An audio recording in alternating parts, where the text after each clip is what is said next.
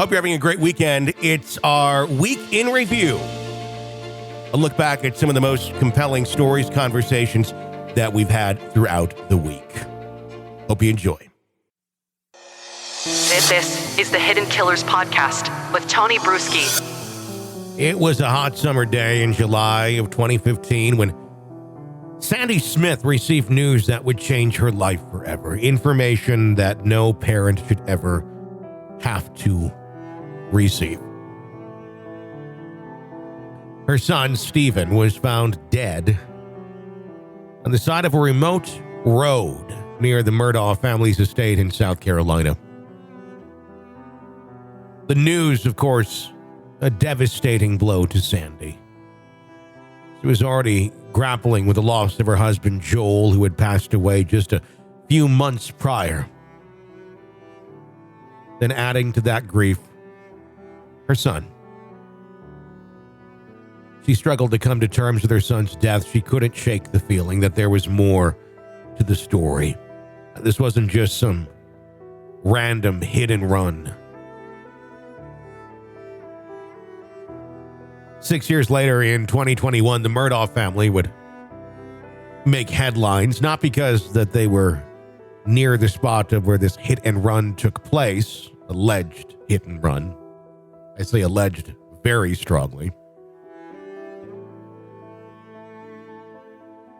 But because Alec Murdaugh was arrested for the murder of his wife, Maggie, and son, Paul. The case, of course, capturing the nation's attention as the trial unfolded. It became clear that the Murdaughs were no strangers to scandal or lies. One of the biggest things that they were very, very far from was telling the truth. As Sandy followed the case, she couldn't help but think about her own son.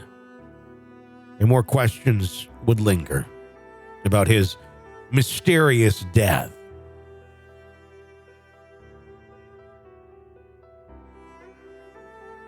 Before law enforcement had even confirmed that Stephen's body had been found. Surprise, surprise. One of the Murdaughs, Randy Murdaugh, Alec's older brother, called the Smith family ordering his help in investigating the death. How convenient.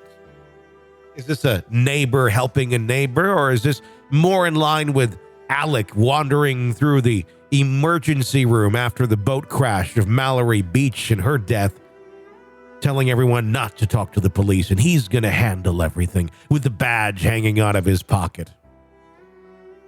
Badge that he shouldn't have had. Was this someone stepping in, trying to do damage control far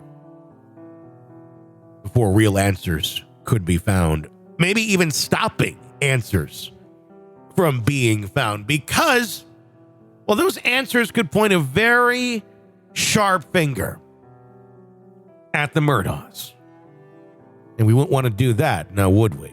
Alec doesn't do too well when he's caught in his lies, as we all know. At first, Sandy was like, okay, someone's going to help. Right then, I was a grieving mother, she said. I didn't care, I told them. Yeah, if you want to do it, Sandy said. But they kept inserting themselves and inserting themselves in places where they shouldn't be inserting themselves. When Sandy visited the crime scene, the Murdaughs were there and the state troopers had to tell them to leave because they wanted to go around. They wanted to take some pictures. They want to get up and close and personal, which in many cases they've been able to do, especially Alec with his police running lights and the badge that he so often showed to get himself into situations where he otherwise shouldn't be. Stephen's death was initially labeled a hit and run by a Charleston pathologist, Aaron Presnell, but police first told Sandy he was shot to death. So how is it? How is it that you can be that far off on your assumption of shot to death or hit and run. Seems very easy to figure out, wouldn't it? First they said the gunshot and then hit and run, and it's still ruled a hit and run. Sandy said it's not a hit and run, it's a murder. Because when it's a hit and run, you're not beaten. You don't still have your shoes on either in 99% of cases.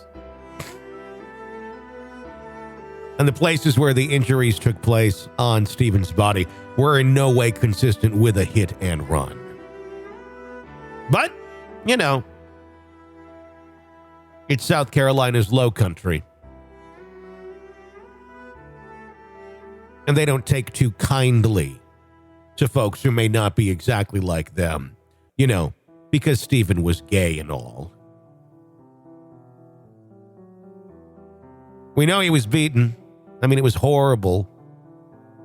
His eye socket was crushed, and then his forehead skin was like on top of his head. And they just crushed the whole back of his skull. Not a hit and run. South Carolina law enforcement SLED finally reopened a probe into Stephen's death in June of 2021, just after Maggie and Paul Murdaugh were murdered. His death certificate listed the official cause of death as blunt force trauma. Sandy's always wondered why her son would have been on the remote road near the Murdaugh estate, saying Stephen wouldn't be walking on that road. He'd have walked through the woods because he didn't trust people. And if he was near the road, he'd have been in the cornfield or out in the woods onto the side. He didn't trust people. And he knew those back roads like the back of his hand. He wouldn't have been involved in a hit and run. Suspiciously, there were rumors, and I stress they were just rumors. But word travels fast in a small town, and sometimes when there's smoke, there's fire. When that fire starts burning a little out of control, maybe a romantic fire that maybe wouldn't be looked too kindly upon by, again, the folks in the low country. Rumors of a romantic relationship involving Buster Murdaugh and Stephen. But Sandy says she doesn't buy that. Buster wouldn't have been his type, she says. Stephen liked older people. As the trial of Alec Murdaugh came to a close and he was sentenced to life in prison, Sandy was left with a mix of emotions. On one hand, she felt a sense of relief that justice had been served for the murders of Maggie and Paul. But on the other hand, she was reminded of the unanswered questions surrounding her own son's death. And those that are still out there, free, that may know more or have been directly involved with the murder of her son.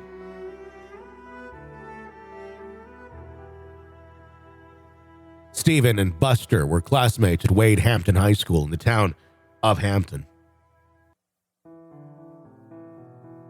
And that's where those rumors began to fly.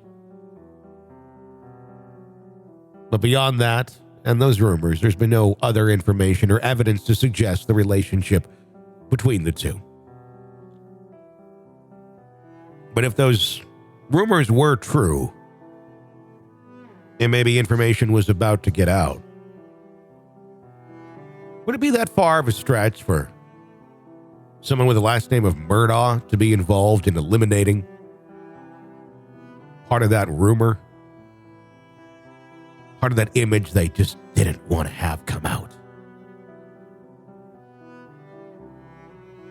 Judging by the track record of the Murdaughs, it's easy to say, yeah, it's easy to see how this could possibly be something that's far greater than meets the eye. Time will tell now that the microscope is firmly on the Murdaughs and the many, many crimes that have been committed by Alec and now maybe others. We'll just have to wait and find out. This is the Hidden Killers podcast with Tony Bruschi. Be sure to press subscribe wherever you download podcasts. You don't miss any of our breaking updates and discussions on the cases that we're following for you. You can get a commercial-free experience through Apple Podcasts right now. I'm Tony Bruschi. Thanks for listening.